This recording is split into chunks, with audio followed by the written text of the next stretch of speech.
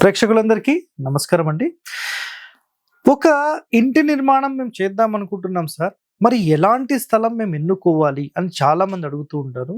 So, ఒక అద్భుతమైన ఇంటి నిర్మాణం మీరు చేయాలంటే నిజంగా అసలు మన పూర్వీకులు చాలా అదృష్టవంతులని చెప్పొచ్చు. ఎందుకంటే మొత్తం అడవి ప్రాంతం ఉన్న టైంలోనే వాళ్ళొక స్థలం సెలెక్ట్ చేయాలి. ఒక ఊరు కోసం గాని, ఒక రాజకోట కోసం గాని, లేదంటే ఒక టౌన్ కోసం గాని అని అనుకుంటే, ఒక మందిరం కట్టాలన్నా, ఏదన్నా దేవాలయాలు ఇలా ఏదైనా ప్రజలకు ఉపయోగపడేవి కట్టాలంటే ముందు భూమిని పరీక్ష చేసేవాళ్ళు. ఎలాంటి భూమి అంటే అలాంటి భూమి అసలు ఎట్టి పరిస్థితిలో వాళ్ళు తీసుకోరండి.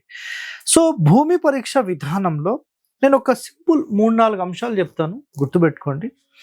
మీరు ఒక ఎంప్టీ స్థలానికెళ్లారు. ఒక అడవి ప్రాంతంలో వెళ్లారు. అలా వెళ్ళి అలా ఒక 10 నిమిషాలు అట్లా కూర్చోగానే మీకు చాలా ప్రశాంతం అనిపిస్తుంది. చాలా మంచి భూమి. ఇంకో ఏరియా వెళ్లారు. అక్కడికెళ్ళి కూర్చున్న తర్వాత మంచి సుగంధ ద్రవ్యాల వాసన, నెక్స్ట్ దేవతా వృక్షాల ఏరియాలు ఉన్నాయి. సో, అలాంటి స్థలంలో వెళ్ళంగానే నిజంగా ఆ టెంపుల్ యొక్క ఫీల్ అక్కడ కలిగిస్తుంది. అంటే దాని అంతరార్థం ఏంటి? అది ఇంకా పవిత్రమైనది అని. అంటే దేవాలయం కూడా అక్కడ కట్టడానికి అది అర్హత ఉంది అని. ఇంకో ఏరియాకి వెళ్ళారు. అక్కడ మొత్తం గలీజ్ వాసన వస్తుంది. కంప్లీట్‌గా నక్కలు, కొన్ని జంతువులను పీక్కు తిని మొత్తం అక్కడ రక్తము, ఆ చర్మము ఇదంతా ఊడిపడిపోయి అలా గలీజ్ స్మెల్ వస్తుంది. అలాంటి స్థలంలో మరి మీరు ఇల్లు కట్టుకోగలుగుతారా? ఇక్కడ ఏమవుతుందంటే చూడండి, మంచి చెడు మిళితమున్నదే ఏదైనా. ఓకేనా? స్థలం కూడా మంచి ఉంటుంది, చెడు ఉంటుంది. మీరు ఎప్పుడన్నా శ్రీశైలం లాంటి ఏరియాస్‌కి వెళ్తూ ఉంటే, లేదంటే అడవి ప్రాంతంలో వెళ్తూ ఉంటే, ఈ ఏరియాలో జింకలు ఉంటాయి, ఈ ఏరియాలో నెమళ్ళు ఉంటాయి, ఈ ఏరియాలో ఎలుగుబంట్లు ఉంటాయి, ఈ ఏరియాలో నక్కలు తిరుగుతుంటాయి, ఈ ఏరియాలో పులులు ఉంటాయి, ఈ ఏరియాలో సింహాలు ఉంటాయి, ఈ ఏరియాలో ఏనుగులు ఉంటాయి అని కొన్ని డివైడ్ ఫోటోస్ ఉంటాయి.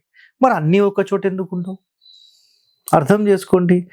ఎవరికి ఏ ప్లేస్, ఎలాంటి టైప్ ఆఫ్ ల్యాండ్, ఎలాంటి చెట్లు వాళ్ళకి మ్యాచ్ అవుతాయి, వాళ్ళు అక్కడే ఉంటారు. మనిషికి కూడా కొన్ని ఖచ్చితమైన లక్షణాలు ఉండే స్థలం అనేది ఉండాలి. ఇది చాలా చాలా ఇంపార్టెంట్. ఇది గుర్తుపెట్టుకోండి. ఇప్పుడు కొన్ని మనం తీసుకుందాం. అంటే శాంపుల్ అయితే మీకు చెప్పాను, ఎలాంటి స్థలం ఎన్నుకోవాలని చెప్పేశాను. ఎలాంటి స్థలం ఎన్నుకోకూడదు, మంచిది కాదనేది ఇప్పుడు నేను చెప్తాను, చూడండి. ఓకే, సో స్టార్టింగ్ నుంచి తీసుకుందాం. నింద్యత్రయ భూమి లక్షణం ఏంటి? నింద్యత్రయ అంటే అసలు ఎట్టి పరిస్థితిలో అసలు తీసుకునే వద్దు, చాలా మంచిది కాదు అని. సో, చండాలురు, విష వృక్షములు, దొంగలు నిండి ఉన్నది. దొంగలంతా ఒక్క చోటకు వస్తున్నారంటే అది చాలా డేంజరస్ ల్యాండ్.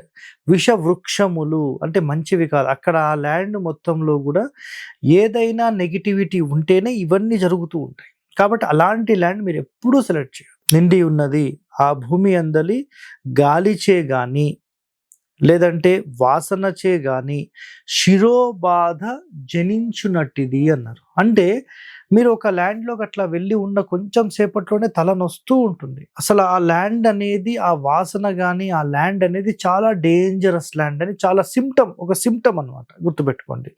అదేవిధంగా మిరియాల వాసన కలిగినట్టిది భూమి. నెక్స్ట్ రాక్షస భూమిగా గుర్తించి దాన్ని కూడా వదిలివేయాలి. మిరియాలు ఎట్లా ఉంటే వాసన ఘాటుగా, అలాంటి ఘాటు వాసన ఏదన్నా స్థలంలో వస్తుంది అంటే 100% దాన్ని కూడా విసర్జించడమే, పనికిరాదు. నెక్స్ట్ కొన్ని రకాల చెట్ల గురించి చెప్పారు. అంటే ఎలాంటి ఏరియా మంచిది కాదన్న దానికి ఒక కొంత ఉదాహరణ. బురుగు చెట్లు, పోగడ తాండ్ర, తాడి చెట్లు, ఇరుగుడు చెట్లు నిండి ఉన్నది ఎట్టి పరిస్థితుల్లో మంచిది కాదు. అంటే ఎక్కడైతే ఎక్కువగా ల్యాండ్ ప్రాపర్గా లేదో, మనిషి నివాసానికి ఉపయోగపడదో, మనిషి నివాసానికి వ్యతిరేకమైన స్థలాలు ఉన్నాయో అలాంటి చోట్ల కొన్ని చెడు వృక్షాలు ఉంటాయి. సో, అలాంటి వాటిలో మనం ఉండనేకూడదు, మంచిది కాదు అని. నెక్స్ట్ గాడిదలు, ఒంటెలు, పందులు, యథేచ్ఛగా ఏదైనా ఏరియాలో తిరుగుతున్నాయి అంటే, అవి సంచరిస్తున్నాయి అంటే అది మనకు నాట్ సూటబుల్ అని. ఎందుకంటే వాటికి మంచిది ఉన్నది, మనకు మంచిది కాదు. అర్థమైందా? గుర్తుపెట్టుకోండి. నెక్స్ట్, హీన జాతి వారితో నిండి ఉన్నది. అర్థమైందా? అది కూడా మంచిది కాదు. దుర్వాసన గలది, చెడు వాసన వస్తుంది అనుకున్న, అది కూడా మంచిది కాదు. పిశాచ భూమిగా దీన్ని గుర్తించి గృహ నిర్మాణమునకు వదిలివేసేయాలి. బట్ ఈ కాలంలో ఏమవుతుందంటే, చాలా మంది అడవి ప్రాంతంలాగా ఏదైనా ఒక పెద్ద ల్యాండ్ తీసేసుకుంటున్నారు. అక్కడ ఏదైతే ఇవన్నీ ఉంటాయో వాటన్నిటిని క్లీన్ చేసేయడము, ల్యాండ్ మొత్తం సాఫ్ చేసేయడము, ల్యాండ్ మొత్తం ల్యాండ్స్కేపింగ్ చేసేసి, మొత్తం లెవెలింగ్ చేసేసి, లేఅవుట్ వేసేసి, రోడ్లు వేసేసి, మొత్తం లైటింగ్ అంతా పెట్టేసేసి, దాన్ని మొత్తం మట్టితో నింపేసేసి, ఏమీ కనపడకుండా మొత్తం కాంపౌండ్ వేసేసి, ఇంత అద్భుతమైన ల్యాండ్ అని మనకు చూపించి అమ్మేస్తున్నారు. సార్ మరి ఎలా మనం గుర్తుపట్టాలంటే, చూడండి, అలాంటి ల్యాండ్ కూడా మంచిది ఉండొచ్చు, చెప్పలేం. నేను సింపుల్ మీకు ఒకటే చెప్తాను, మీరు మీ ఫ్యామిలీతో ఆ స్థలానికి వెళ్ళిపోండి. ఆ స్థలంలో ఒక మంచి కూర్చోడానికి చాప కానీ, చైర్స్ ఉంటే చైర్స్ కానీ, అక్కడ ఒక 15-20 నిమిషాలు, ఒక హాఫ్ అన్ అవర్ అట్లా కూర్చొని మీరు ఏం చేయాలంటే, మీ ఫ్యామిలీకి సంబంధించి ఏదైనా ఒక డిస్కషన్ చేయడం మొదలుపెట్టండి. అందరి యొక్క మనసులు గనక చాలా ప్రశాంతంగా, అందరూ ప్రేమగా మాట్లాడారే అనుకోండి, ఆ ల్యాండ్ బాగున్నట్టు. అక్కడికి వెళ్ళినప్పటి నుంచి మాకు డిస్టర్బెన్స్ ఉంది, కొంచెం సేపటి కూడా అసలు ఆగనే లేదు, అది మాట్లాడుతున్నాడు, ఇది మాట్లాడుతున్నాడు, ఏదో గొడవ దిగినట్టే అయిపోయింది అన్న ల్యాండ్ మీకు పనికిరాదు. చాలా సింపుల్గా మీరు ఇది ఒక్కటి చేయండి, సరిపోతుంది. నెక్స్ట్, చండాల గృహములు యొక్క ఛాయ గాని, గాలి గాని కలుగుచున్న భూమి. ఎవరైనా చండాలులు ఉన్నారనుకోండి ఆ ఏరియాలో, వాళ్ళ గాలి తగిలే ఏరియా కూడా మీరు ఉండొద్దు. అంటే మీరు ఉండే స్థలం అనేది కంప్లీట్ హైవే నుంచి దూరం ఉండాలి, ప్రశాంతంగా ఉండేటట్టు చేసుకోవాలి. అది గుర్తుపెట్టుకోండి. ఎందుకంటే తీసుకొచ్చి ట్రాఫిక్లో కూర్చోబెడితే కాదండి. ఒక బిజినెస్కి మాత్రమే మనం హైవే రోడ్స్ మీద ఉండాలి, మన ఇంటికి కాదండి. మన ఇల్లు అనేది ఎన్నో మెంటల్ టెన్షన్స్ అన్నీ తీసుకొని నైట్ ఇంటికి సాయంత్రం వచ్చాము అంటే, ఆ ఇంట్లో అడుగు పెట్టినప్పటి నుంచి ఒక్క హారన్ సౌండ్ కూడా మనకు వినపడకూడదు. అంత సైలెంట్గా ఉండాలి, ప్రశాంతంగా ఉండాలి. దానినే నేను ఇల్లు అంటాను. అర్థమైందా? సో గుర్తుపెట్టుకోండి. నెక్స్ట్, అధికముగా సర్పములు సంచరించు భూమి కూడా మంచిది కాదు. జియోపతి స్ట్రెస్ ఏ ఏరియాలో అయితే ఎక్కువగా ఉంటుందో 100% అక్కడ మీరు నివాసానికి పనికిరాదు. దాని ఎఫెక్ట్ అనేది మీ మీద పడితే 100% మిమ్మల్ని డ్యామేజ్ చేస్తుంది, గుర్తుపెట్టుకోండి. అలాగే శివుని మాన్యంలో ఎప్పుడు ఇల్లు కట్టుద్దండి, శివునికి మాన్యం అని వదిలేస్తారు, అక్కడ పంటలు కూడా పండవు. సో అంత డేంజరస్. అంటే ఎలాంటిది పండని ప్లేస్లో మీరు ఉన్నా కూడా మీకు కూడా అది మైనసే క్రియేట్ చేస్తుంది. అలాగే శ్మశానములకు దగ్గర ఉన్నది పనికిరాదు, సన్యాసులు నివసించిన భూమి పనికిరాదు. సింపుల్గా చెప్పాలంటే మఠాలు, ఆశ్రమాలు ఇవన్నీ పనికిరావు. వక్ర భూమి ఉన్న తక్షణం వదిలివేయాలి. క్రాస్ భూములు ఉంటాయి, అవి కూడా పనికిరావు. సో ఎలాంటి భూమిని మనం నిజంగా సెలెక్ట్ చేయొద్దు అనడానికి చాలా ఎగ్జాంపుల్స్ నేను చెప్పాను. అద్భుతమైన భూమిని ఎలా సెలెక్ట్ చేయాలో కూడా చెప్పాను. గత ఎపిసోడ్లో కూడా వీటికి సంబంధించిన సమాచారాన్ని అందించాను.